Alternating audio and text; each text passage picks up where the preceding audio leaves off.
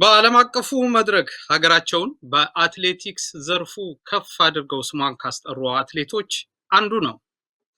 በ23 ዓመት ዕድሜው የሀገሩን የማራቶን ሪከርድ ወደ ሀገር ቤት የመለሰ ታላቅ አትሌት ነው።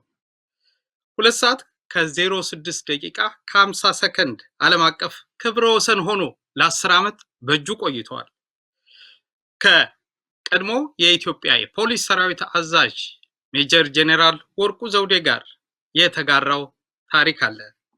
አንጋፋው አትሌት የመቶ አለቃ በላይነህ ዴንሳሞ የዛሬ እንግዳችን ነው። በቅድሚያ አንጋፋው አትሌት የመቶ አለቃ በላይነህ ዴንሳሞ በስፖርት ህይወቱ ውስጥ ያለፍክባቸውን የህይወትን ጉዞና ውጣ ውረዶች እንዲሁም አስገራሚና አዝናኝ ገጠመኞችህን ለአድማጭ ተመልካቾች ለማጋራት ፈቃደኛ በመሆንና እንግዳ የሆነ ስለተገኘ ከልብ አመሰግናለሁ በላይነህ። እኔም በጣም አመሰግናለሁ ተወልደ ስለጋበዝከኝ በጣም አመሰግናለሁ። እንግዲህ በላይነህ በዚህ መድረክ ላይ ሀገራቸውን በተለያየ ዘርፉ ያገለገሉ ባለሙያዎች ታሪካዊ ክስተት ያለፉበት የህይወት ውጣ ውረድ ልምድ ትምህርት ምን ይመስላል በሚል ከራሳቸው አንደበት ቀርበው የሚተርኩበት መድረክ ነው። አንተም በአትሌቲክሱ ዘርፍ ሀገራቸውን ከፍ አድርገው ስሟን ካስጠሩ አትሌቶቻችን አንዱ ነህ። እሱን ታሪክ በዝርዝር ዛሬ እንዘክራለን። አስገራሚ፣ አዝናኝ እንዲሁም ያለፍክባቸው ውጣ ውረዶች እያነሳን ቆይታ ይኖረናል። በአብዛኛው በኢትዮጵያ አትሌቲክስ ታሪክ ውጤታማ የሆኑ አትሌቶቻችን ስለ ህይወት ታሪካቸው ሲነሳ ቀዳሚ የሚሆነው የትምህርት ቤት ርቀት ሯጭ እንዲሆኑ ድጋፍ ያደረገላቸው በርካታ አትሌቶች አሉ። በላይነህ ዴንሳሞን ይመለከታል ይሄ ታሪክ። እስኪ እንደዛ ከሆነ ትውልድና እድገትን ባጭሩ ከዚህ ጋር እያይዘን እናንሳ በላይነህ። እውነት ነው፣ ትክክል ነው። ምክንያቱም ትልቅ አስተዋጽኦ አድርጎናል። ሯጭ መሆን ሀሳብም የሌለ ሁሉ ሯጭ ያደረገ በእውነት አንዳንድ ነገር በክርስትና በጎ ነው የሚባለው ነገሮች ውጣ ውረድ ያለበት ነገሮች እና ያ ደግሞ ያጠነክርሃል፣ ያበረታሃል። ፈተናም ካለ ፈተና በትዕግስት በጽናት እንድታልፍ ያደርግሃል። ያ ርቀት በጊዜው እንኳን የእድገታችንና ሁኔታ ትምህርት ቤቶች በየቦታ ባለመኖሩ የተነሳ ነው። ግን በተዘዋዋሪ ለኛ አትሌቶች ለራጮች በጣም ጠቅሞናል። ለሀገራችን ጥሩ ራጮች ወጥቶ ሀገራቸው ባንዲራቸው ከፍ አድርጎ እንዲያለበለቡ በግልም ህይወታችን በሀገራችንም ይሄ ለኢትዮጵያኖች ጥንካሬ ጠቅሞናል። በእግር መሄድ፣ እየሮጡ መሄድ፣ ረዥም ቦታ ሄደው መማር በዚህ በኩል ጠቅሞናል።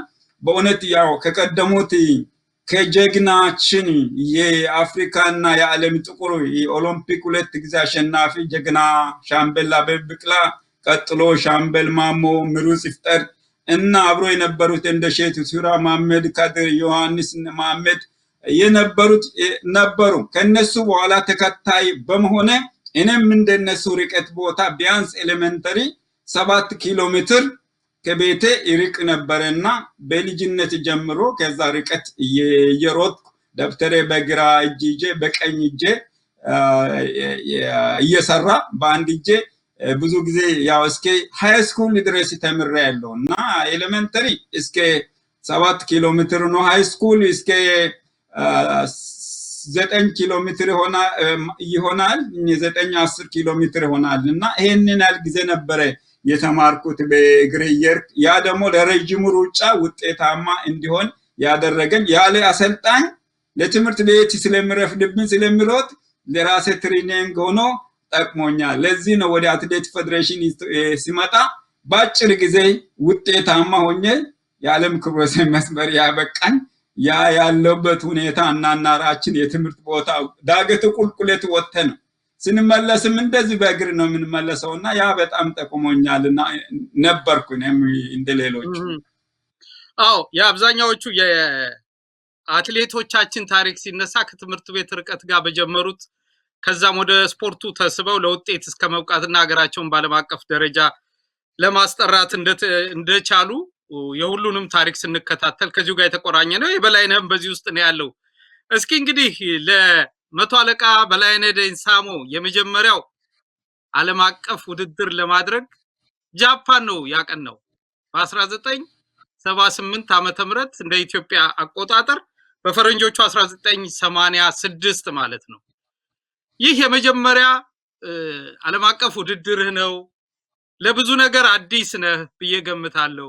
አውሮፕላንን ጨምሮ ውጭ ሀገርን ለማየት ሌሎች ተያያዥ ጉዳዮችም ይኖራሉ እና ምን ይመስል ነበር የጃፓን ቶኪዮ ጉዞና ውድድሩ? እሱን እናንሳ እስኪ በላይነህ። ጥሩ ነው። ይሄ የመጀመሪያ ሩጫ ውጭ ሀገር መውጫ እና የመጀመሪያ ታሪካዊ ነው። ግን ከሱ በፊት ያው በእውነት አንተን እኔ የምናስተካክለው ነገር አለ። ምንድነው? በስሜ አካባቢ በማዕረግ አካባቢ እናስተካክላለን። መቶ አለቅነት ቆሞ ነው የቀረው።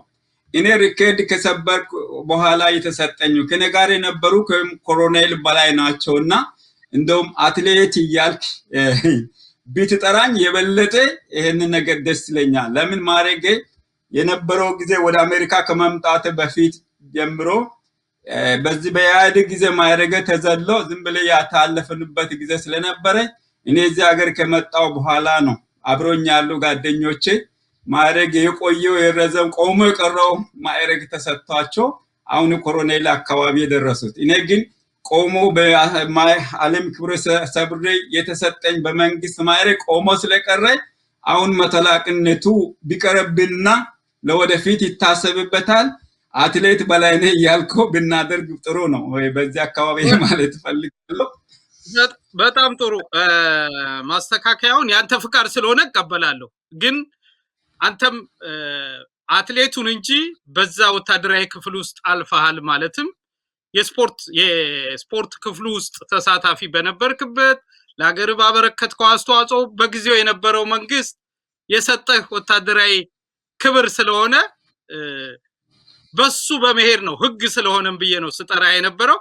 ለአንተ ምቾት ካልሰጠና ለጊዜው ይቅር ከተባለ ያንተ ፍቃድ ይበልጣልና አትሌት በላይነህ እያልኩ እቀጥላለሁ። የጃፓኑን ጉዞ በተመለከተ እናወራና የማዕረጉን ጄኔራል ወርቁ ዘውዴ ጋር ስንደርስ በደንብ አንስተነው ለምን ቁሞ ቀረ የሚለውን ሌላውንም እናነሳለን። አሁን ወደ ጃፓን በረራችን እንግባ።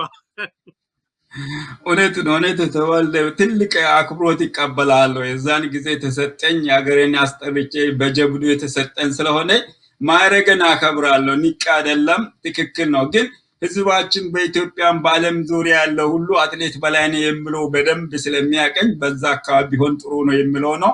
እኔም አንተ ያልከው አስተያየትን አከብራለሁ። የኔም እንዳከበር በእውነት ነው። መጀመሪያ ከገጠር ወጥቼ ወደ አዲስ አበባ መጥቼ አዲስ አበባ ደግሞ ኦሜድላ ገብቼ ከኦሜድላ ብሔራዊ ተመርጬ ብሔራዊ 5 ወር ያህል ልምምድ እንደሰራው ያው ሰዓት ሙከራ ተሰጥቶ ማለት ነው። ሀገር የሚወክሉ 3 ሀገሮች የሚወክሉ ውድድር ይደረጋል።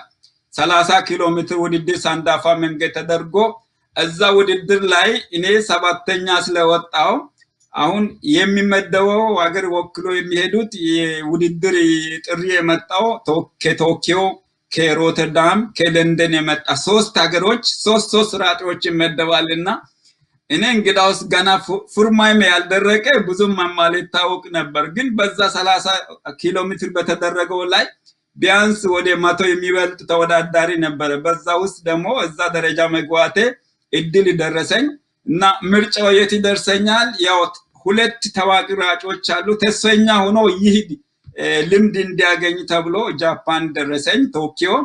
ያ ውድድር በእውነት እግዚአብሔር ነፍሱን ማረውና ከሚያከብራቸው ከሚወዳቸው ከአዛዥ ከሜጀር ጀነራል ወርቁ አቶ ንጉሰ ሮባ ናቸው። ከአበበ ቢቂላ ጀምሮ ማራቶን አሰልጣኝ የነበሩ ናቸው።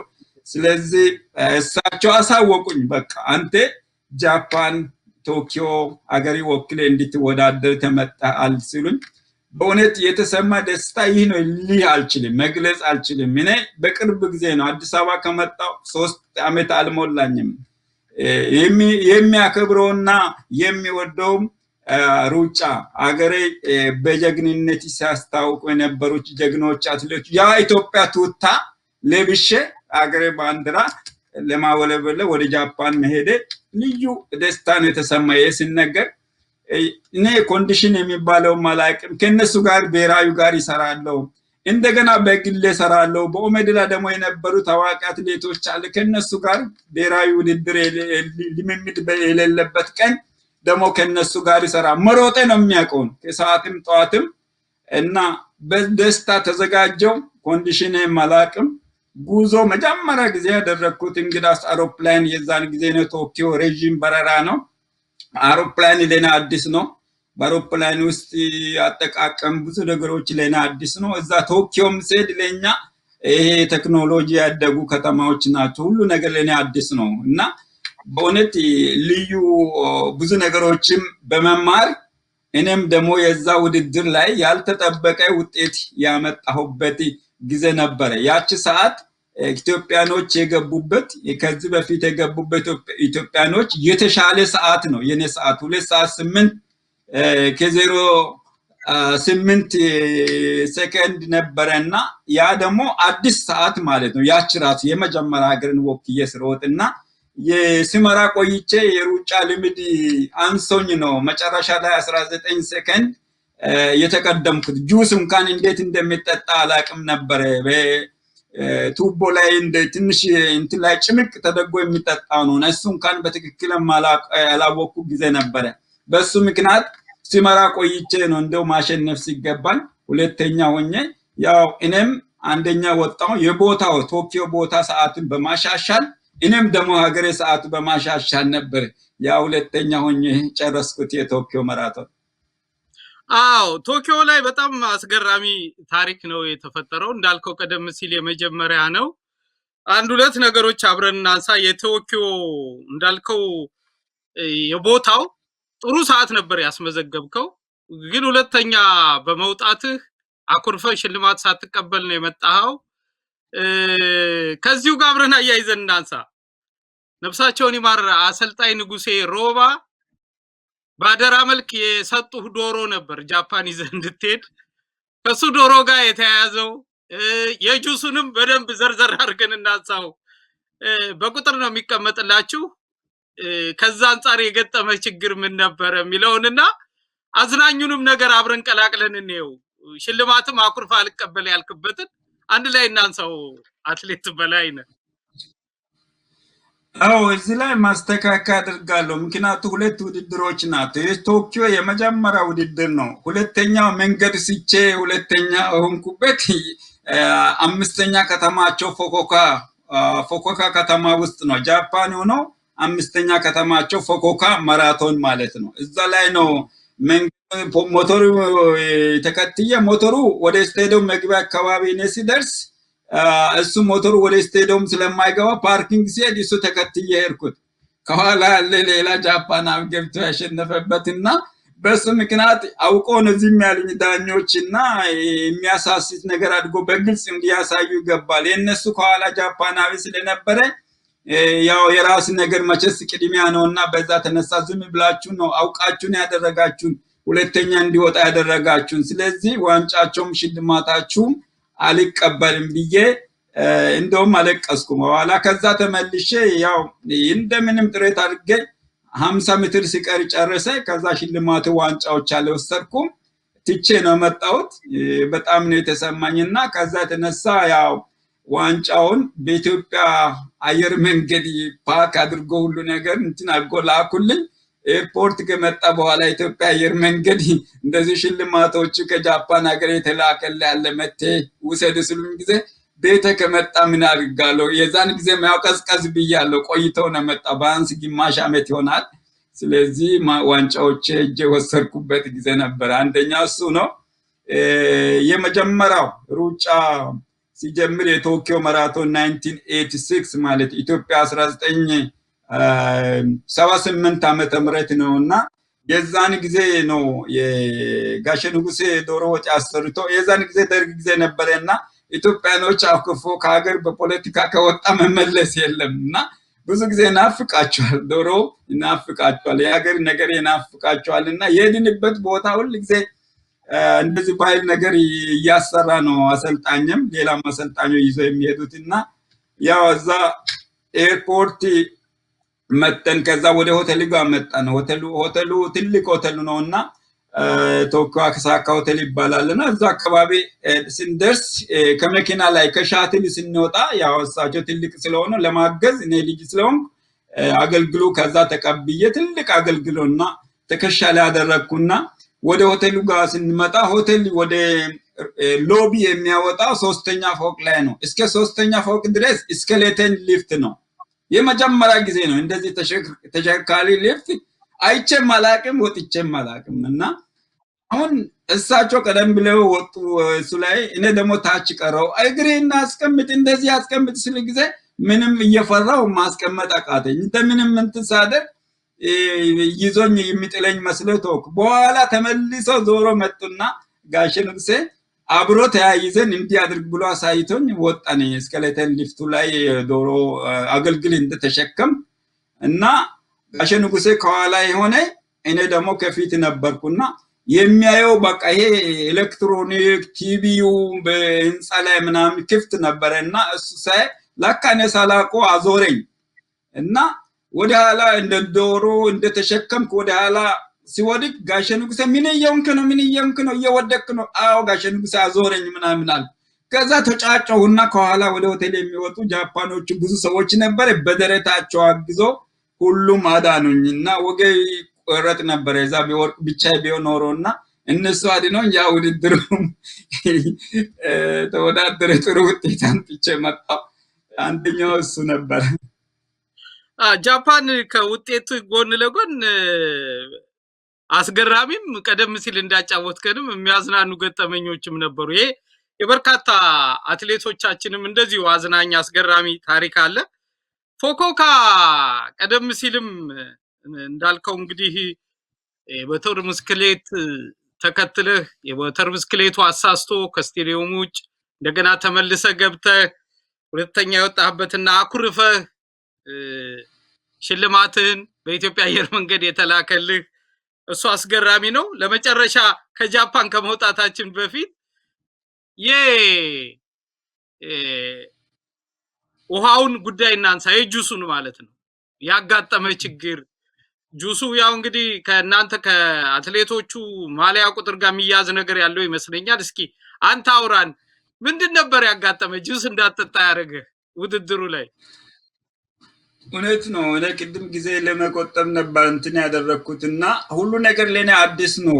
ምክንያት ቅድም እንዳልኩ ከአውሮፕላን መውጣት ጀምሮ በአውሮፕላን ውስጥ ሽንት ቤት ራሱ ለመግባት በጣም የፈራው ጊዜ ነበረ። ለምን አሰልጣኝ አስቀድሞ መክሮኛል። ሁለት ሯጮች ስራ እንዳይስቁብኝ በእነሱ መካከል ነው ወንበር የተደረገልኝ። 3 ሰዎች ነው የምንቀመጠው። እኔ መሀል ልክ የሚመጣው ምግቦች እነሱን እያዩ የታሸጉ ነገሮች ይመጣል፣ የተለያየ የሚመጣው እነሱን እያየ እየከፈት ተጠቀምበት ያለ እንደዚህ አዳዲስ ሯጮች እየሳቁበት መሳቃ እያደረጋቸው የተነሳና አሰልጣኝን እንደዚህ የሚመክረኝ። ከዛ እሱን እያየው አደረኩ። ምንም አልተኮመኩም፣ ምንም ነገር አላገኙኝምና ስለዚህ አሁን ሽንት ቤት ለመሄድ ፈለኩ።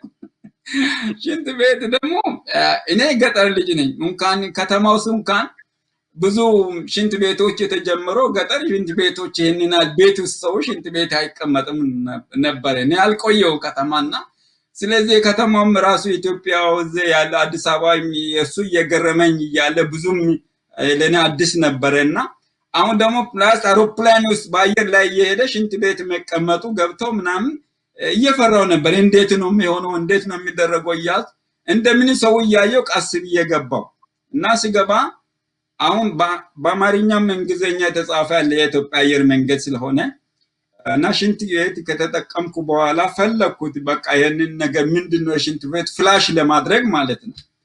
እና ይሄን ቦታ ጫን ምናምን የሚለው ቦታ አገኘሁትና ፈራሁት። ስም ሲነካ እኔ የሆነ ነገር ሲነካ አውሮፕላን ተከፍቶ ወደ ታች የሚወድቅ ምናምን የመሰለኝ፣ ምክንያቱም አላቅምና እሱ ሲነካ በጣም ሲጮህ ጊዜ በቃ እኔ ሾልኬ ሽንት ቤትም ሁሉ በአየር ላይ እየተራገፈ የሚሄድ ነው መሰለኝ። እኔ አላቅም፣ ብዙም ኤክስፒሪየንስ የለኝም። ያ ነገር ሲነካ በጣም ሲጮህ በቃ ሾልኬ የወደቅኩ በአየር ላይ መሬት ወደቅኩ ነው መሰለኝና አንደኛው በጣም ከዛ ጀምሮ ነው ብዙ ነገሮች ያጋጠመኝ። እነሱ አላወቁም እንጂ እኔ አልነገርኳቸውም። በልቤ በቃ ልቤ እየመታ ነው ከዛ ወጣሁት። ከዛ በኋላና ከዛ ደግሞ ውድድር ስንመጣ ሆቴል እንደ እሁድ ውድድር ለመሮጥ ሌሊት በረዶ ጣለ፣ ሲኖ በጣም ሲኖ ጣለ። ስለዚህ ጠዋት እኔ ተኝቼ አሰልጣኝ መጥቶ እኩለ ቀን ነው ውድድር የሚደረገው እሁድ ማለት ነው። ጠዋት ቁርስ ለመብላት በሩን አንኳኩቶ ማጥሪያ አድርጎ በሩ ሲከፍት አሰልጣኛ ንጉሰ ሮባ አይተሃል ውጪ ነው አሉኝ። ምንድነው አልኩት እና ከዛ መጋረጃ ገለጥ ሲያደርጉት መሬቱ በሙሉ በሲኖ ተሸፍነዋል፣ መንገዱ ሁሉ። ጋሼ ንጉሴ ምንድነው አልኩት። ይሄ በረዶ ነው ሲኖ ነው ምናምን አለ። ታዲያ እንዴት ነው የምንሮጠው አልኩት። ይጠረጋል። እንዴት ይጠረጋል? በመኪና ይጠረጋል፣ ከዛ ጨው ያፈሱታል አለኝ። መጀመሪያ ጊዜ ነው እንደሱ። በቃ እንደሱ ከሆነ ታዲያ ችግር አለ እንሮጣለን አለ። ሳቅ እሱ። ከዛ አለ በተነሳና ቁርስ በልተን ስቴዲየም ይዞን ይሄዳል አለን። ከዛ ከሱ በፊት ማታ ጁስ አዘጋጅተናል። ቅድም ጁስ ደግሞ ግሉኮስ እና ትንሽ ኦሬንጅ ተጨምሮበት ኃይል ሰጪ ማለት ነው የዚህ ስንሮጥ እና እሱ በቁጥሩ ነው የተደረገው። በቁጥራችሁ ነው እኔ ዘነጋሁት ሊባላልኩኝ። እኔ 19 ቁጥር ነው የለበስኩትና ለካ በየቦታ በየ5 ኪሎ ሜትር ያ ነገር እቺ ቱብ ትንሽ ቀጭን ናት፣ ቱብ ናት። እሱ ደግሞ በመሳብ አይደለም ጭምቅ አድርገህ ስትይዘው ነው ውሃ የሚወጣው። እሱም ልምድ የለኝም ካላወቁት ትንሽ ነገር ራሱ በጣም ከባድ ነውና በኋላ እሱም ደግሞ ከማግኘተ በፊት እየመራው እየሮጥ ፍጥነት ላይ ስለሆን ያገኙ ቦታ ሊያነሳስል ይሉኛል ጃፓኖች። ይሄ ጥቁር ስለሆንኩ ነው እንደዚህ አይፈቀዱም በቃ እንዳልጠጣ የሚከለክሉኝ ይላሉ። ይሄ ከራሴ ጋር ነው እያሰብን ነውና 3 ቦታ ከለከሉ። አራተኛ ቦታ 25 ኪሎ ሜትር ሳይ 19 ቁጥር የሚለው ነገር ሲያይ ኦሆ ለካ እኔ የሰው ሊጠጣ ስል ነው የሚከለክሉኝ የሚለው ገባኝ። እሱን እየሮጥ አንስቼ ጠጣለሁ ብለን ላፍ ሲዘረጋ ተንሸራተተና ጠረጴዛ ስር ወደቀ። እቺ ሄድኩት። ከዛ በኋላ 30 ኪሎ ሜትር አካባቢ ከኋላ ከኔ 3 ነበሩ። ከኔ ኋላ ቅርበት እየተከታተሉ ካርሎስ ሎፔስ ነበር ዓለም ሪከርድ የሰበረው። በቃ እሱ ኮንዲሽኑ ጥሩ ለማለት ነው 19 ኪሎ ሜትር አቋርጦ ከወጣ በኋላ በቃ እኔ እንዳመለጥ አውቆ 4 በጣም ታወቁ ሯጮች የኛ አንድ ሰው አለ፣ ሌላ 2 ጃፓናዊም ጃማይካን ገምለው ታንዛኒያዊ አበበ መኮንን ነው። 3 ወደ 30 አካባቢ ኪሎ ሜትር አካባቢ መጥተው ደረሱ እና አበበ በእጁ ይዞ ነበር አበበ መኮንንና ከዛ የኔ አልጠጣውም ልጠጣ ስል እምቢኝ አለ። እየደከመኝ የሩጫ ጋር ጣልኩት። ኢየሱ ሳቀበለኝ የሱ ደግሞ የተሻለ መስሎኝ ነበር፣ ችግር አላወቀም እሱ። ከዛ ሊጠጣ ስል በቃ እንደዛ እያልኩ እነሱ እኔ 4ኛ አደረጉኝ። እኔ በጁስ እየታገልኩ በቃ ሁራ ላይ አደርጉኝ አልኩትና እሱንም ጣልኩ። ሳልጠጣ ነው ከዛ በኋላ ውድድሩ 4ኛ ያደረጉኝ፣ 2ቱን ያለፍኩት። መጨረሻ ላይ በቃ መግቢያ አካባቢ በፍጥነት አልቻልኩትም። ያው 19 ሰከንድ ቀድሞ ያሸነፈው ታንዛኒያዊ ነውና እሱ 1ኛ ወጣ፣ እኔ 2ኛ ወጣው። እንደዚህ አይነት ነገር ያጋጠመኝ ነበር የዛን ጊዜ። አዝናኝም አስገራሚም ታሪኮች አሉ በድሎቹ ውስጥ በውድድሮች ውስጥ አንተን ጨምሮ የተለያዩ ሀገራቸውን ያስጠሩ አትሌቶች የታሪኩ አካል ስለሆነ ነው አብረን ገጠመኙንም አዝናኙንም ፈተናውንም እያነሳን ያለ ነው። እንግዲህ አትሌት በላይነህ ዴንሳሞ ሲነሳ ጉልህ ከሆኑት ድሎች እና አገርህን በዓለም አቀፍ መድረክ ስሟን ከፍ አድርገህ ካስጠራህበት ውድድር ዋነኛው የሮተርዳም ማራቶን ነው። በጣም የሚገርመው ነገር በላይነህ ዴንሳሞ ከ23 ዓመት በኋላ በተለይም ከሻምበል አበበ ቢቂላ ሪከርድ በኋላ የኢትዮጵያን የማራቶን ሪከርድ ከ23 ዓመት በኋላ ነው ወደ ኢትዮጵያ የመለስከው። ወቅቱ ደግሞ 23 ዓመትም ነበር። የሚገርም መገጣጠም ነው። የሮተርዳም ማራቶን ምን ይመስላል? ከዛ ጋር ያይዘን ሌሎች ነገሮች እናነሳለን። መጀመሪያ ስለዚህ እናውራ እስኪ። እውነት ነው ያልከው ትክክል ነው። ምክንያቱም በማራቶን በሪከርድ ታሪክ የመጀመሪያው ሰውና የኦሎምፒክ አሸናፊ በአፍሪካም እንደገና በኢትዮጵያ መጀመሪያ ሰው ጀግና አትሌታችን ሻምበል አበበ ቢቂላ ነው።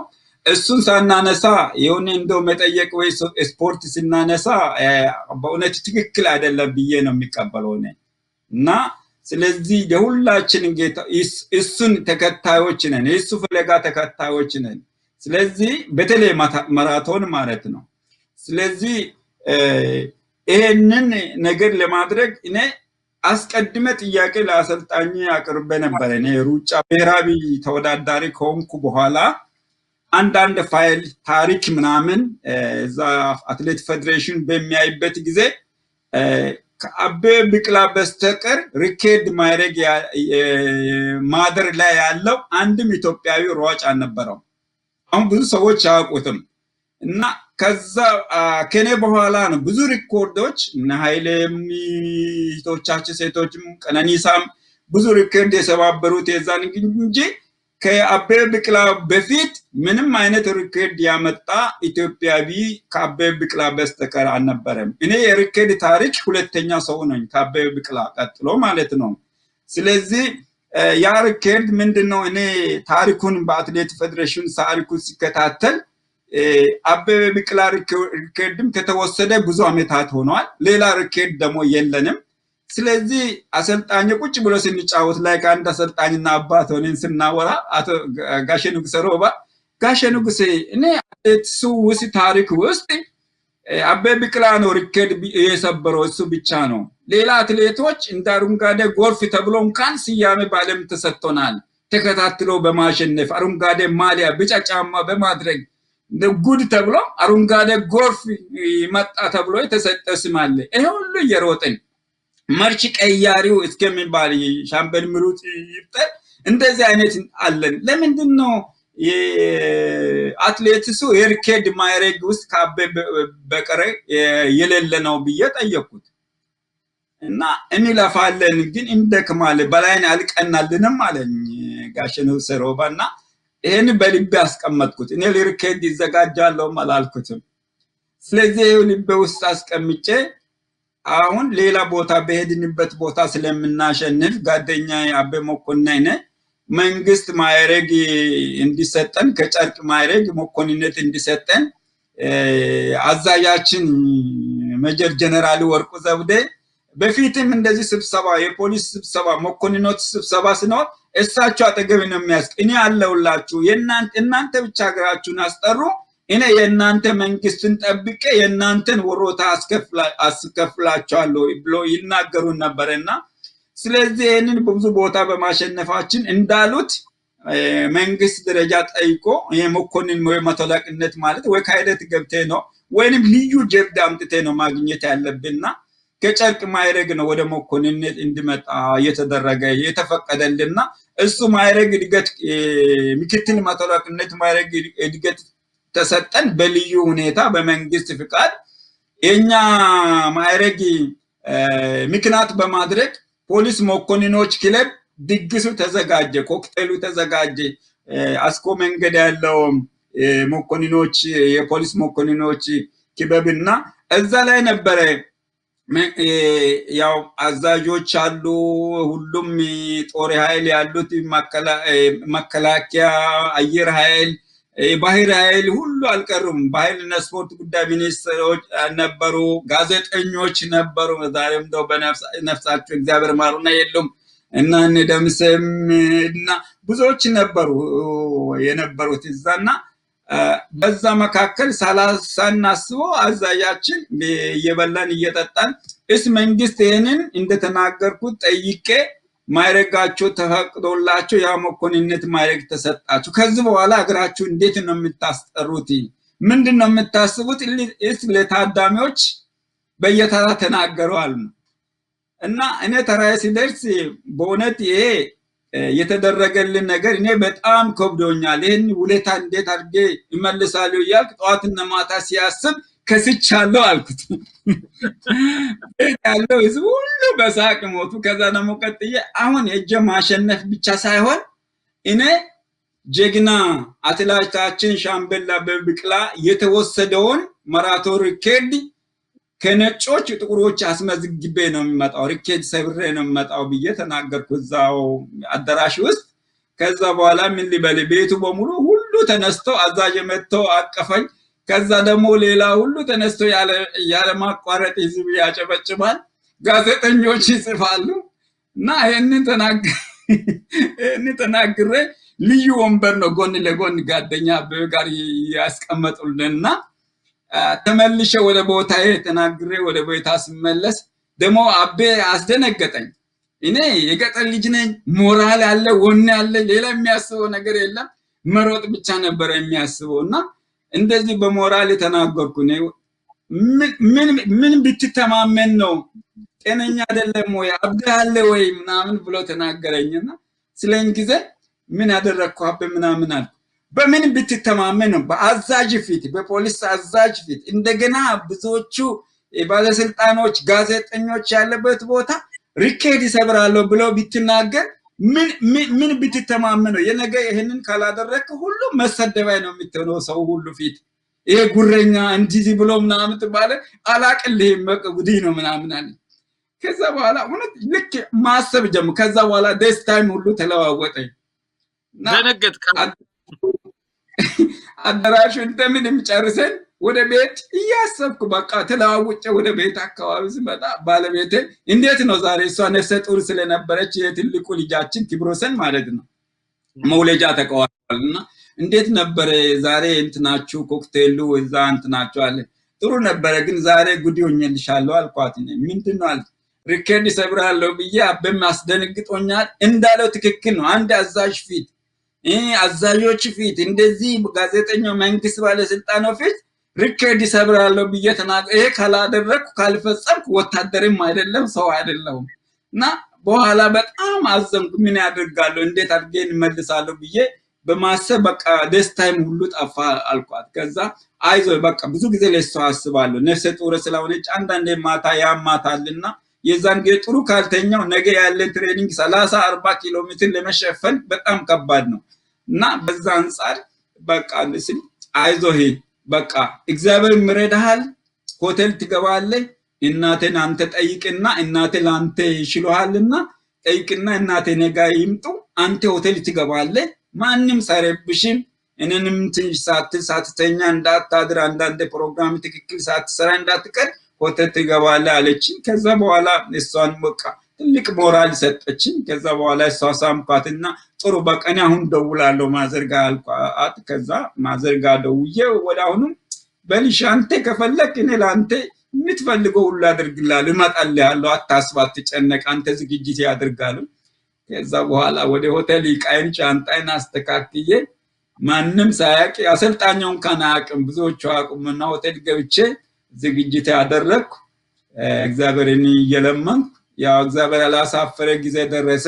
እዛ ሄጄ ያው ሪከርዱ ሰበርኩ እና በእውነት በጣም በሩጫ ታሪክ ውስጥ የተናገርኩትም እንደገና በጣም መንፈሳዊ ቅናት ያለኝ ነገር ሁሉ እግዚአብሔር አሳክቶልኝ ያው በመስበሬ ሪከርድ በማምጣቴ ትልቅ በሩጫ ለታሪክ እኔም ትልቅ ክብር የሚሰጠው ይሄ ጊዜ ነበረ። ለሀገርም ለኔም በጣም ጥሩ ነበረ። ያ ሪከርድን ደግሞ 10 ዓመታት ማንም ሳይደርስ ነው የቆየው። በተለይ በዓለም ታሪክ ላይ ብዙ አላቅም፣ ሁለተኛ ሰውን አላቅም የሪከርድ ረዥም ዓመት በመቆየቱና በእውነት መጨረሻ ያሳዘነ ምንድነው እኔ ጡረታ ከወጣ በኋላ ሪከርዱ መሰበሩ በጣም ነው ያዘንኩት። እና ግን ማን ይመልሳል ብለው ጥያቄ ላይ ነው የመለሱትም። ወደ አሁኑ አይደም አምጥቶ ነበር መልሰው ወደ አሁኑ ወሰዱት። አሁንም ወስደውታል። በቃ ኬንያ እጅ ነው ያለው። ከዚህ በኋላ አሁን እየራቀ ነው ያለውና ማን ይመልሳል ብለው ጥያቄ ውስጥ ነው ያለው። ይሄንን ይመስላል። በላይነህ በጣም በዓለም አቀፍ መድረክ ሀገራችን እንደገና ወደ ማራቶን ክብሯ የተመለሰው በአንተ ውጤት ነበር። ላደረከው ነገር ሁሉ ይህን አጋጣሚ ተጠቅሞ ማመስገን ያስፈልጋል። እንደ አንድ ኢትዮጵያዊ እናመሰግናለን ለሀገርህ ባበረከትከው አስተዋጽኦ። አድማጭ ተመልካቾቻችን ቀደም ሲል የሮተርዳም ማራቶንን በተመለከተ እንግዲህ አትሌት በላይነህ ዴንሳሞ ያኔ የቀድሞው የኢትዮጵያ ፖሊስ ሰራዊት አዛዥ ከነበሩት ከጄኔራል ወርቁ ዘውዴ ጀምሮ በርካታ ባለስልጣናት በተገኙበት ሪከርድ ሰብራለሁ የሚል ወኔና ስንቅ ይዞ ቃል ገብቶ ከዛ በኋላ የተፈጠረውን በዝርዝር ነገረን። ይህን ቃል ከገባው በኋላ ጓደኛዬ አትሌት አበበ መኮንን ምን ተማምነ ነው አለኝ። እኔም በጣም ደነገጥኩ። ከባለቤቴ ጋር ተማከርኩ። እግዚአብሔር ረድቶኝ ግን በኋላ ላይ ውጤታማ ሆንኩ ብሏል። እና በወቅቱ እንግዲህ 2 ሰዓት ከ06 ደቂቃ ከ50 ሰከንድ ነበር ሪከርዱን የሰበረው። በዚህ ውጤትም 10 ዓመት ያህል ይህ ሪከርድ በእጁ ነበር። በጣም የሚገርመው ቀደም ሲል የሚያነሳሁት በ23 ዓመቱ የማራቶንን ሪከርድ ከ23 ዓመት በኋላ ነበር በላይነህ በወቅቱ የመለሰው። እስኪ ለትውስታ ያቺ ደቂቃና ሰከንድ ምን ትመስላለች የሚለውን ቪዲዮውን አይተን እንመለስና ተያያዥ ታሪኮችን በተመለከተ ጥያቄን እሰነዝራለሁ። ወደ ቪዲዮ እንለፍ። Hij gaat het halen hoor, deze Belaye Densimo. Nog 60 meter, nog 50 meter. Dit wordt een sensatie. 17 april 1988. Rotterdam, opnieuw een wereldrecord. 2:6:51. 2:6:50. Belaye Densimo, een wereldrecord. Deze beelden, Walter, die we nu gaan zien van Belaye Densimo, die 21-jarige man uit Ethiopië, die gaan de hele wereld over. En Rotterdam is nu niet alleen bekend vanwege zijn haven, niet alleen vanwege dat oude wereldrecord van Carlos Lopes, maar ook vanwege dit nieuwe, fantastische wereldrecord. Van die man die het al wist, lang van tevoren. Kijk naar die coach. Dit is mooi, dit is sport. Die coach met die bromfietshelm, die heeft hij nog nooit opgehad in Ethiopië. 2:06:49 is de officiële nieuwe wereldrecordtijd van Belaye Densimo. ተመልካቾቻችን ቀደም ሲል እንግዲህ አትሌት በላይነህ ዴንሳሞ በሮተርዳም ማራቶን ሲያሸንፍ የነበረውን ሁኔታ የሚያስቃኘውን ለተወሰነ ደቂቃ ቃይተን ተመለስ። በላይነህ ከዚህ ጋር ያይዘን እናንሳ። እንግዲህ ቀደም ሲል ይህን ሪከርድ ሰብራለሁ ብለህ ቃል ገብተህ በጀኔራል ወርቁ ዘውዴ ፊት በኋላ የተፈጠረውን ጭንቀትና ሀሳብ አጫውተን ነበር። በላይነህ ዴንሳሞ ሀገሩንም ራሱንም ባለም አቀፍ መድረክ አሳወቀ። በዚህ ድል ምክንያት ከፍተኛ አድናቆትና ክብር አገኘ። እኔ ከማስታውሳቸው እንዲያውም ከዛ በኋላ ክብረ ወሰን የሚባል ጁስ ቤት ከፈትክ፣ የልጅም ስም ክብረ ወሰን ሆነ። ያኔ ነፍሰ ጡር ነበረች ባለቤት ወደ ውድድሩ ስትሄድ። ክብረ ወሰን የሚለው ስም ለልጅ እንዴት ወጣ? ከዛ በኋላ እኔ ማስታውሰው እንዲያውም ፓጃሮ መኪና፣ በላይነህ ዴንሳሞ፣ ክብረ ወሰን ኬክ ቤት ምናምን አብረው የሚጠሩና የሚወሩ ነበሩ በወቅቱ አዲስ አበባ ውስጥ። እስኪ ከዚህ ጋር የተያያዘውን እናንሳ። በላይነህ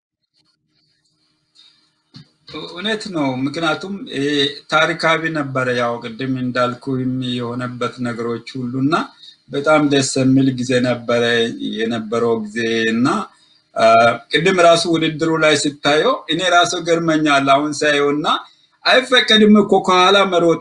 ከሞተር ላይ ዘለው ከኋላ ስሮጥ እንደ ፊኒሽንግ ሮጥ ነበርዋት ንጉሰሮባ ነው።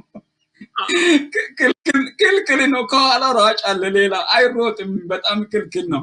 እንደ ጨረስኩ አይቴ እንደሆነ ጎን ያሉት ፈረንጆች ራሱ አብረው የሚሮጥ መስላል። ይሄ ዋና ዳይሬክተር ነው። እንደዛ እኮ በቃ አብረው ልክ እንደመሮጥ ነው። ወኔ ምናምን ሞራል። ኢትዮጵያኖች እዛ ደግሞ እንደጨረስኩ ንፋስ እንኳን እንዲያገኝ እድል አፈኑኝ። በቃ ሁሉ ከደስታ የተነሳ ማለት ነው። እና በእውነት የነበረው ደስታ የሀገር ነገር የስንት ዓመታት ከእጃችን የወጣው ሪከርድ መመለስ በሀገር ስም በውጭ ሀገር ያለው ኢትዮጵያዊ ሁሉ የፈነደቀበት ነው። ለምን ያለን የዛን ጊዜ ሀገር ፍቅር የባንዲራ ነገር እንደምታውቀው ነው። እኔ አልነግርህም ለአንተ ለኢትዮጵያ ሕዝብና ለባንዲራ ለሀገር የሚሮጥ እንጂ ለሌላ የገንዘብ ወይ ሌላ ምንም ነገር አልነበረም። እና ይሄንን በእውነት ልዩ ደስታ ነው የተሰማ። ሀገር ውስጥ ያለው ሕዝብ ሁሉ ተደስተዋል። በቃ ሌላ እንደምታውቀው ነው እንግዲህ አሸንፎ ሲመጡ የአትሌቶቻችን ህዝባችን አቀባበል ራሱ በምን ጊዜ ከአእምሮ ውስጥ የማይወጣ ነው፣ የማይረሳኝ ነው። የኤርፖርት ጀምሮ አቀባበሉ ራሱና ስለዚህ ይህንን ውጤት አምጥቼ በመመለሰ አቀባበሉ ከኤርፖርት ጀምሮ ነው። እኔ ልክ ማሸነፍ ሲያረጋግጥ ሪከርድ ማምጣት ሲያስብ እንደው መጀመሪያ የነበረው ምንድነው እኔ ቢኖርም ባልኖርም ልክ እንደ ዛቶፍስክ የግሪክ መጀመሪያ የጦርነት ድል ለማብሰር ወደ ከተማ ሮጠው ያ ቃል አሸንፈናል ድል አድርገናል ብሎ ነሱ እንዳለፈ እኔ ክር ብቻ በጥሼ ሪከርድ ሰብሬ ለታሪክ ብቻ ቢሞትም ይበቃኛል የሚል ነበር በውስጥ ሪሊ ነዛን ጊዜ ነበረውና ግን እኔም ሳልሞት ጥሩ ውጤት አምጥቼ የተናገርኩ ሳላፍር እኔ እግዚአብሔር ያደረገው መሆኑ በጣም እኔንም ህዝባችን ሁሉ ያስደሰተ ነበርና ሲመጣም በኤርፖርት ጀምሮ ነው ልዩ አቀባበል ነበር አንድ መሪ እንደሚቀበለው መሬት ላይ እንኳን ቀይ እንትን ምንጣፉን ሁሉ አንጥፎ ነው አውሮፕላን ስር አዛዦች ግራና ቀኝ ቆሞ ያኔ ነበሩት ሁሉ ሚኒስተሩም ጨምሮ ባህልና ስፖርት ጉዳይ ሚኒስተር ጨምሮ አዛዦች ነበሩ ሁሉ መከላከያ ባህር ሁሉ ተገኝቶ ነው የተቀበሉ እዛውን የተናገረው የሰብሮ ሲመጣ መቀበል አለብን ብሎ ተሰልፎ ነው የተቀበሉ ፖሊስ ኦርኬስትራ አዘጋጅቶ ነው የተቀበሉኝ በእውነት ከተሸለምኩት ሽልማት በላይ ኢትዮጵያኖች ያደረጉኝ አቀባበል ምን ጊዜ ማረሳምን እና በዚህ ሁኔታ ምን ያህል ፖሊስ ሬዲዮ ፕሮግራም ትዕዛዝ ተሰጣቸው ማን ትዕዛዝ እንደሰጣ ላቅምነ ይሄ ልጅ ተወለደችና ይሄ እድላምዚ ልጅ ናት ስለዚህ እቺ ልጅ እኛስ ማውጣት አለብን ተብሎ ተነጋገሩና ከዛ ፖሊስ ሬዲዮ ፕሮግራም ይሄንን ስም ማውጣቱ መምራት አለበት ተብሎ ተወሰነ ስለዚህ እቺ እድላም ልጅ የበላይኔ ልጅ አብሮ ሪከርድ አብሮ ነው መጣውና ማንን በላት ተብሎ ያ ፖሊስ ሬዲዮ ፕሮግራም ስም ምርጫ በመምራት በሁለትና በሶስት ሳምንት ውስጥ ነው ሰዎች ብዙ ሰዎች በቃ ስም ሰጡ የተለያየ ክብሮሰን የሚለው ስም አራት ሰዎች ነው የተናገሩ አንድ ሰው ነው ረሳት ማን እንደሆነ ወንድምም ታማኝ በየነ ራሱ አንደኛው ነው ሌላው ደግሞ ሻምበል ማሞ ወልደ ነው ሶስተኛው ደግሞ መልካሙ ተበጀ አርቲስቱ ነበር አንደኛው ሌላ ሰው ነበር ክብሮሰን የሚባል ስም ተሰጣት በዛ ታሪክ ክብሮሰን ስም እንደገና ያው ስቴዲየም ከመግባታችን በፊት ስፖርተኛ ጁስ ይወዳል ሳንድዊች አትክልት ምናምን እንወዳለና ለራሴ ነው ከፈትከው ብሎ ነው ጠየቀኝ እውነት ነው ለራሴ ለሌሎቹ አትሌቶች ነው ከፈትከው በቃ ጧት እዛ በልቴ ነው ጠጥቴ ነው በቃ ምትገው ይለን ነበርኛ ለራሴም ለሌላም ጠቅሞኛልና ክብሮሰን ስናክ ባር ተብሎ ጁስ ቤት ቡና ቤት አለን ጆን ፋርማሲ ጎንና ትንሽ ቤት ነው ግን በትልቅ ደረጃ የሚታወቅ ነበር እስከ ፓርላማ ድረስ እዛ ጎን ያለው ቤት እየተባለ ይወራ ነበርና እግዚአብሔር ይመስገን በጊዜ ነበር የዛን ጊዜ ትዝታ ጥሩ ትዝታ ነበር ያ እንዳልከው ባለም አቀፍም በአገር ደረጃም ከፍተኛ ውጤት አኩሪ ድል ስለነበር ቤቷ ትንሽ ትሁን እንጂ እኛ ትዝታ ውስጥ እንዲገባም የተደረገው የነበረ ግዙፍ ዓለም አቀፍ ስም ነውና አትሌት በላይነህ ዴንሳሞ እንዳልኩ ነው ስንሰማ ያኔ ፓጃሮ መኪና ክብሮሰን ኬክ ቤት በቃ እንዲህ አይነት ጉዳዮች ካንተ ጋር ተያይዘው ይነሱ ነበርና ከዚህም ጋር ተያይዞ የተነሱ ነገሮች ነበሩ ወደዛ ለማለፍ ነው ምናልባት የጊዜዎች አለመጣጣም በተለያዩ አትሌቶች ላይ ጥሩ አቅምና ብቃት ላይ ያሉ የነበሩ የተለያዩ ተጽዕኖዎች ለምሳሌ ሻምበል ምሩጽ ይፍጠር በነበረው ስርዓትና የፖለቲካ ሪዮት ዓለም ችግር ብዙ መሮጥ በሚገባው ኦሎምፒኮች ላይ አልተሳተፈም ምክንያቱም የነበረው መንግስት የነበረው የሪዮት ዓለም አመለካከት ሶሻሊዝም ስለነበር ሌሎች ሀገሮች ሲያዘጋጁ መንግስት አይሳተፍም ነበር ስለዚህ እድሜ አብሮ ይሄዳል ከነብቃታቸው ውጤታማ እንዳይሆኑ ያደርጋቸዋል እንደዛ አይነት አጋጣሚ አትሌቶቻችን ላይ ይፈጠር ነበር በላይነህ ባንድም በሌላም መንገድ ያልተሳተፍክባቸው ኦሎምፒኮች ይበዛሉ ከዚህ ጋር የሚያዛለው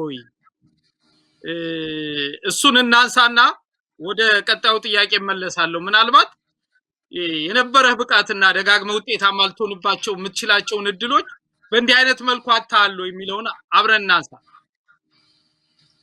እውነት ነው ትክክል ነው እኔ በቅርበት የሚያውቀው ቅድም እንዳልከው በታሪክ ሎስ አንጀለስ ኦሎምፒክ ኢትዮጵያኖች ሉካና ኢትዮጵያ ኦሎምፒክ ኮሚቴ አልተሳተፈም ሴኡል ኦሎምፒክም አልተሳተፈም። ሴኡል ኦሎምፒክ የነበረው 1980 ዓመተ ምህረት በነጮች 88 ነበር ኦሎምፒክ የነበረበት። እኔ ሪኬድ የሰበርኩበትና የኦሎምፒክ 5 ወር ልዩነት ነው የነበረው። የዛን ጊዜ ነበርኩ እኔ ቶፕ ኮንዲሽን ላይ ነው ያለው።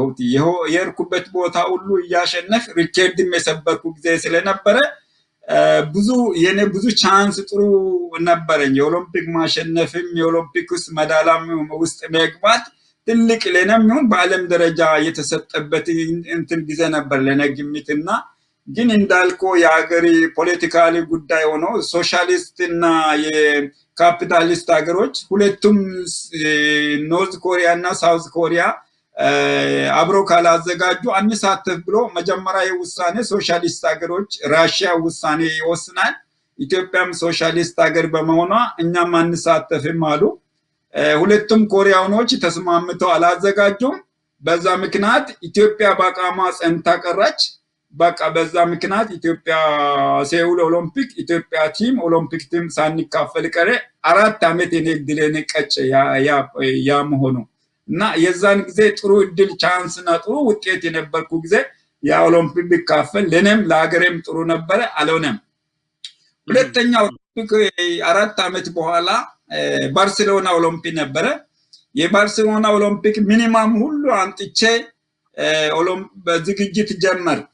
የዛ የመንግስት ለውጥ ጊዜ ነበረ የኢህአዴግና የደርግ መካከልና ብዙ ኢትዮጵያ ደህንነትም የለም ፖሊስም ይህንን ኃይል የተጠናከረ አልነበረም።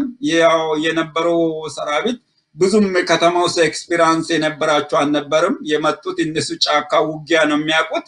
ከተማ ውስጥ ያለ የሌቦች ሲስተም ምን ሁሉ በዛው አያውቁም።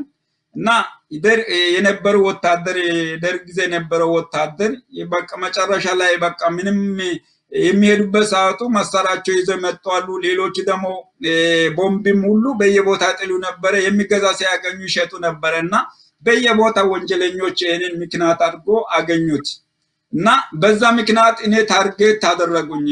ገንዘብ አላቸው ከሚባሉት ሰዎች ውስጥ አንዱ እኔ ነኝ ታርጌት ያደረጉት። አስፈራርተን ብር እንሰበሰባለን ብሎ ቡድን ተደራጅቶ ያሉ ሌቦች ነበሩ።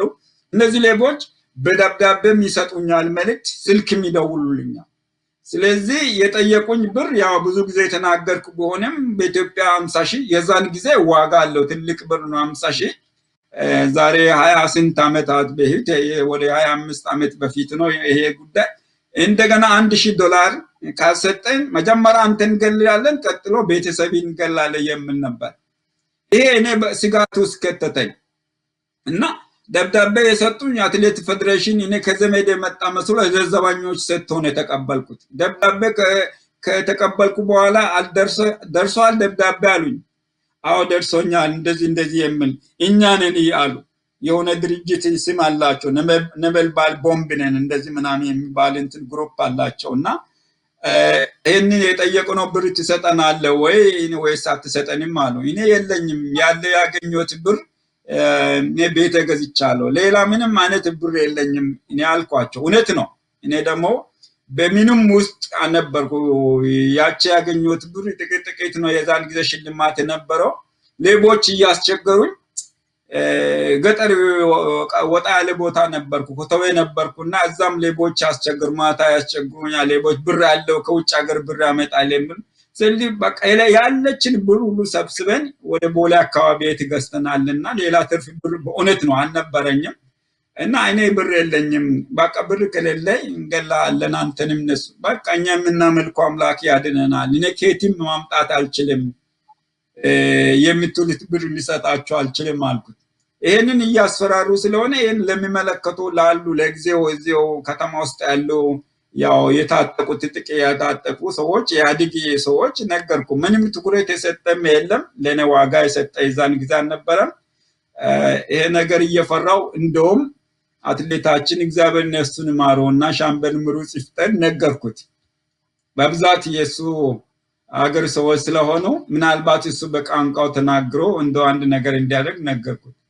እሱም ተናገሩት። እሱም ብዙ ሰምተው ይሄን ነገር አልሰጡትም። መጨረሻ ላይ ግዴ በላይ እኔ ዝም ማለት አንችልም፣ ያንተ ነገር ያስጨንቀኛልና እኔ ራሴ ሽጉጥ እሰጥሃለሁ አለ። እኔ በፊት ነበረኝ መሳሪያ ነበረኝ፣ ትልቁም ትንሹ መሳሪያ ነበረኝ።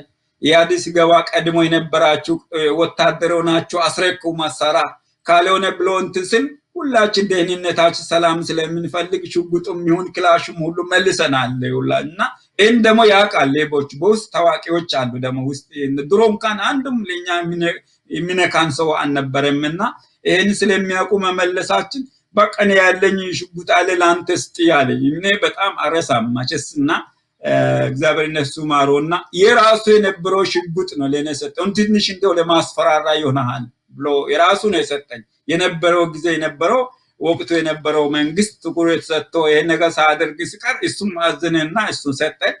ከዛ እሱም እኔ ብዙም አልተኩስም። ያው እንዳለ መሳሪያ ለማወቅ እኔ አማኝ ነኝ፣ በእግዚአብሔር ነው የሚታመነው። ያዳነኝ አምላክ እንጂ ጥበቃ አይደለም። ነፍሰኔ እስካሁን ተርፎ እኔም ቤተሰብ ያለ ነውና ይሄ እያደረግን ቆየን። ይሄ ነገር እያየለ በተለያየ ሁኔታ ትሬኒንግ ነፃ ሆኜ እንዳይሰራ አደረገኝ እና እኔ ቤተሰብ አንተ ባትኖር ቤተሰብ ይገላልን ብሎ ምናምን ደውሎ ያናገሩኛልና እኔ በቃ ዝግጅቱ ጥሩ አንድ ስፖርተኛ ነፃ መሆን አለበት። በማንኛውም አይነት ነፃ ሆነ መዘጋጀታል። ካልሆነ እየሰጋህ የምታደርገው ውጤታማ አትሆንም።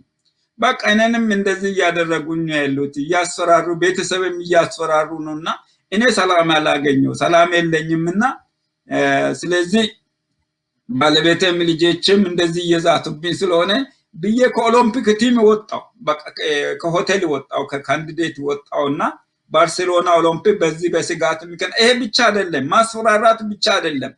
ከሌሊቱ 2 ሰዓት ላይ እኔ ሳሎን ተቀምጫለሁ። ልክ ማስታወቂያ ዜና ጋዜጠኛው ዜና ቀጥሎ ያለው ሲተን እሱን እያየው ነው ያለው። ባለቤቴ ማስተር ቤድሩም ውስጥ ነበረ ስልክ እያወራችና በዛ በ2 ሰዓት ላይ ነው ቤታችን ቦምብ የተወረወረው እና ያ የተወረወረው ቀጥታ ትልቁ መኝታ ቤት ላይ ነበር። ባለቤቴም ውስጥ የነበረችው ሁለተኛ ልጅም አብራት ተርፍም።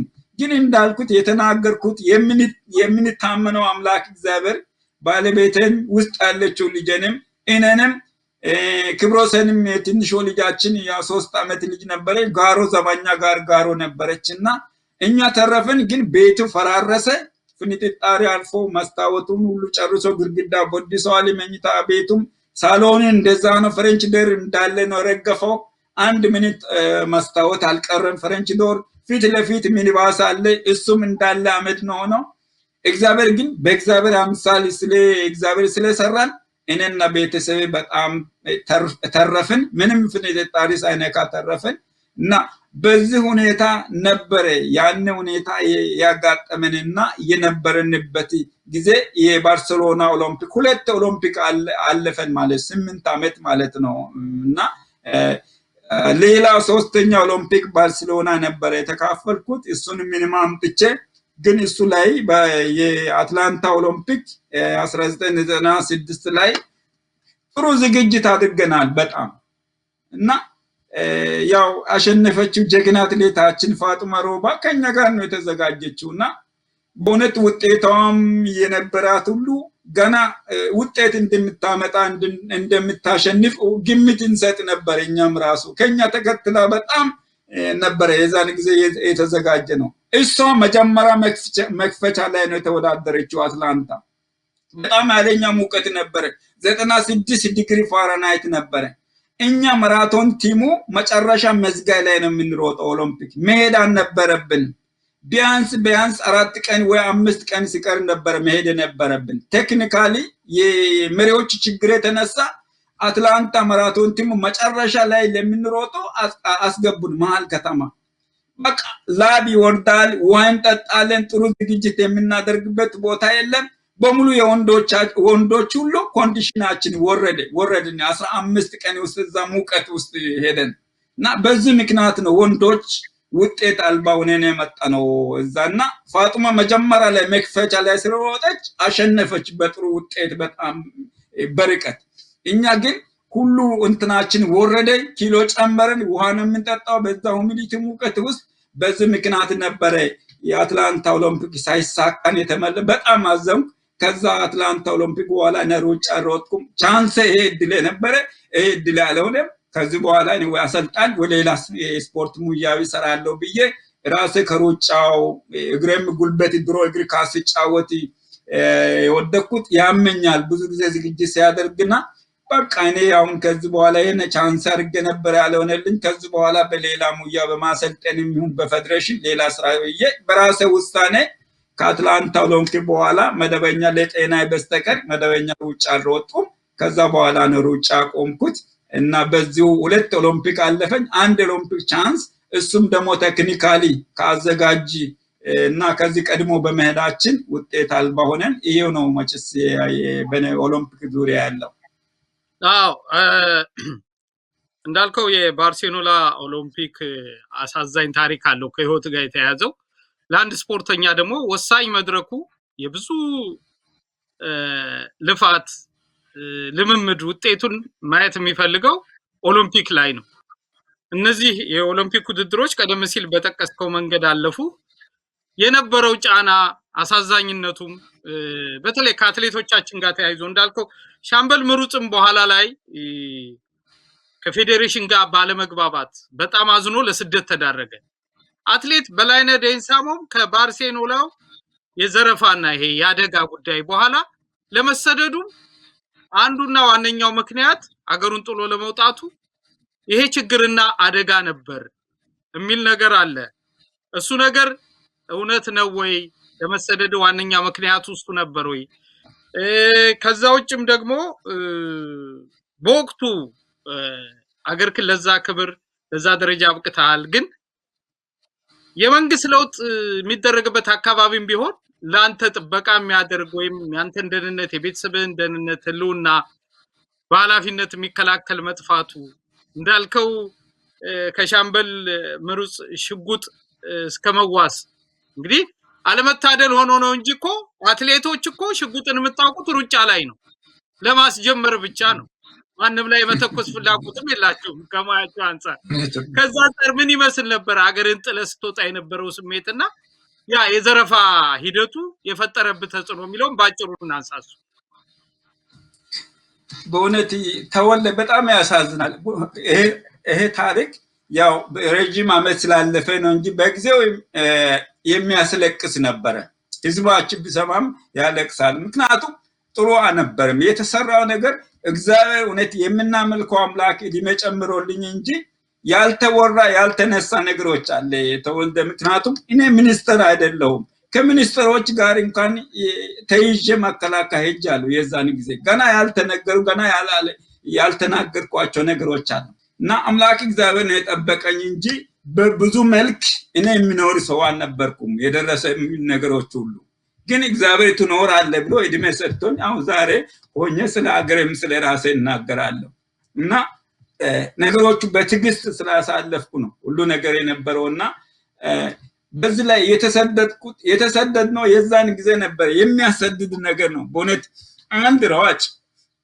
ለመንግስት ባለስልጣን እንኳን ለፖለቲከኞች ያልተደረገ ለገንዘብ ተግሮ መደረግ በእውነት ማንንም ኢትዮጵያዊ የሚጠብቀው ነገር አልነበረም አሁንም ሀገራችን የሆነ ያለው ነገር ይመስላል የኔ ህይወት የዛን ጊዜ የኔ ሆነብን አሁን በገዛ ሀገራችን ህዝባችን በሚኖሩበት ሰፈር ሁሉ እየተፈናቀለ አይደለም እየታረደ እየተገደለ አይደለም ሰው ገንዘብ ከወደደ እንደዛ ያደርጋል ወንድሙን ይሂቱን ይገላል ጣዖት ነው ገንዘብ ራሱ ጣዖት አምላክ ይሆናል መጽሐፍ ቅዱስ ነው የእግዚአብሔር መጽሐፍ ቅዱስ ሰው ነኝ ቤተክርስቲያን አገልጋይ ነኝ ሰው አንድ ነገር ከእግዚአብሔር በላይ ከወደደ ቤተሰቡ ነው የሚገለውና ለገንዘብ ጥቅም የተነሳ በዚህ የተነሳ ነው ይሄ ሁሉ ጣዖት ሆኖብን እርስ በርሳችን እየተገዳደልን እየተፈነቃቀልን ያለ ነው የዛን ጊዜም ገንዘብ ጣዖት ሆኖባቸው ነው እኔ ለማጥፋት በዚህ አይነት ነገር አንስተው ለአንድ ሀገሩን ኢትዮጵያ እነሱም የሚኖሩበት ሀገር በዓለም አደባባይ ላይ ባንዲራችን ከፍ አድርጎ እንዲለበለብ የተደረገው ነገር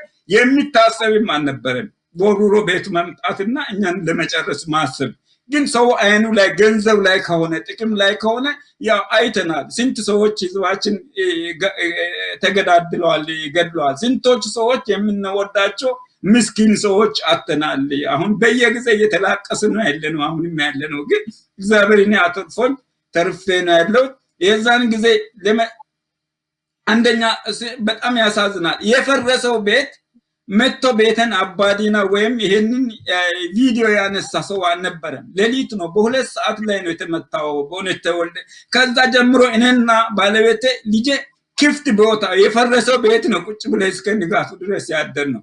የዛን ጊዜ መንግስት አለመኖር ምን ያህል ጉዳት እንደሆነ በትክክል ያውቃለሁ። ስለዚህ እውነተኛ ትክክለኛ መንግስት ቢኖር ይሄ ሁሉ ነገር አይሆንም። ወይኔ ሆቴል ይወስዱኛል፣ ወሌላ ቤት ይሰጡኛል፣ ሌሊት ቤተሰብ አውጥቶ ከሌላ እንድናገኝ ማለት ነው። ይህንን የሚያደርግም ሰው አልነበረ። ስለዚህ እዛ ፈረሰው ቤት በሙሉ ማስታወት አልቋል። ክፍት ቁጭ ብለን አደርን፣ አለቀስን። ከዛ በኋላ ቁጭ ብለን አደርን።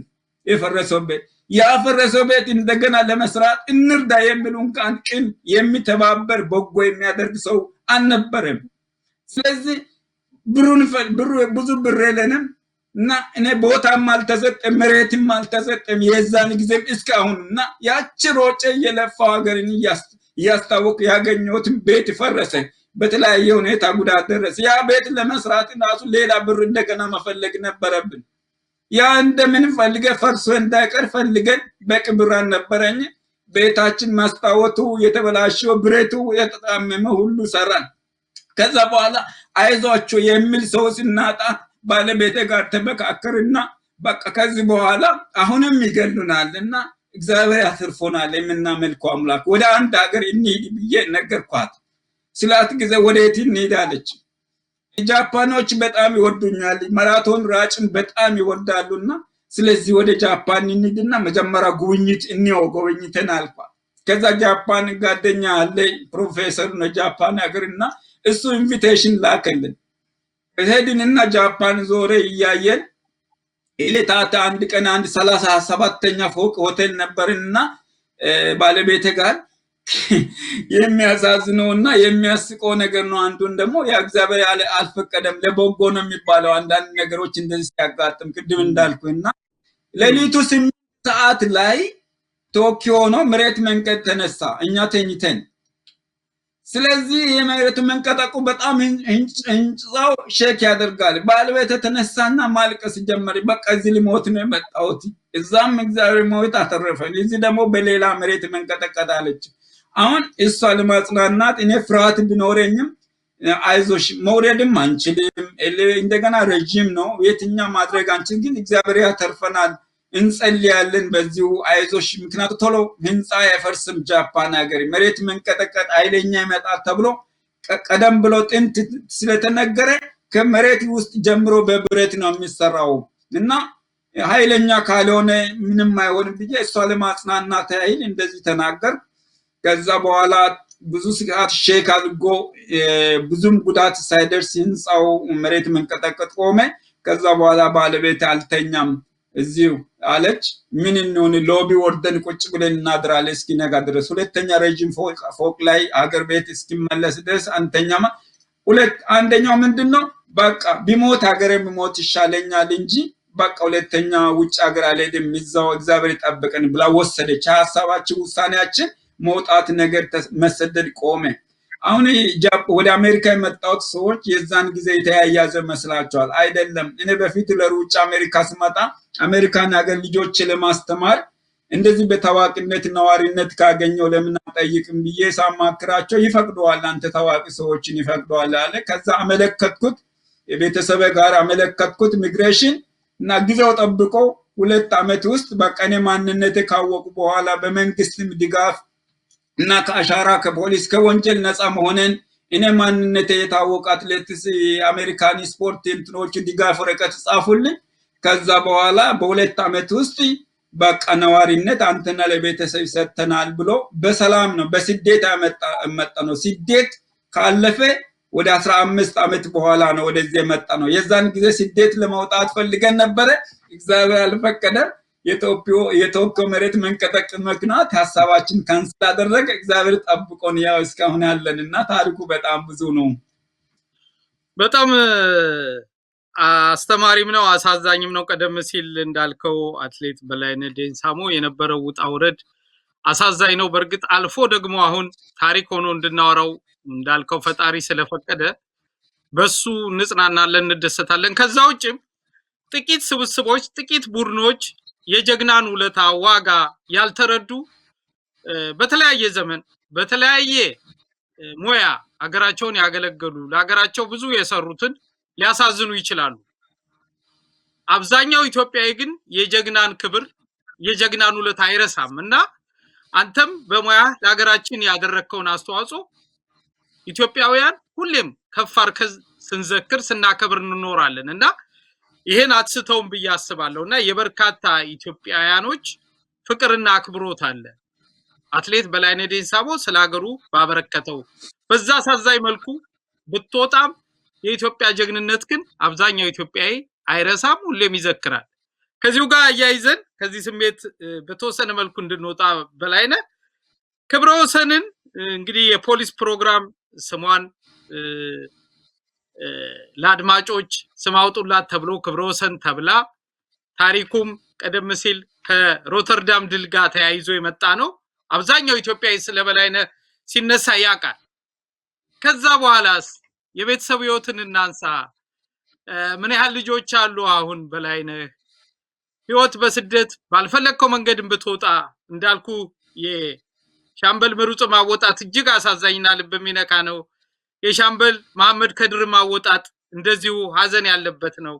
ከለፉበት ከነበሩበት ሁኔታ አንፃር ግን የጥቂት ቡድኖች የጥቂት ሰዎች ድርጊት ነው ይሄ፣ አብዛኛውን አይወክልም በሚለው እንደምታዩትና እንደዛ እንደምትቀበሉት ለሞቱት ለሻምበል ምሩጽ ነፍሳቸውን ይማርና በህይወት ላላችሁት ግን እንደዛ እንደምታስቡት እገምታለሁ።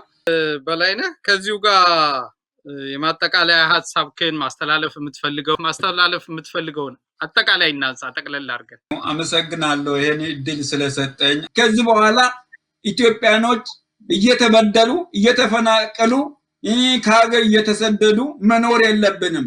መልካም ሰዎች፣ ቅኖችና ትሁታኖች መሪዎች ሀገራችንን እንዲያስተዳድሩ እንፈልጋለን።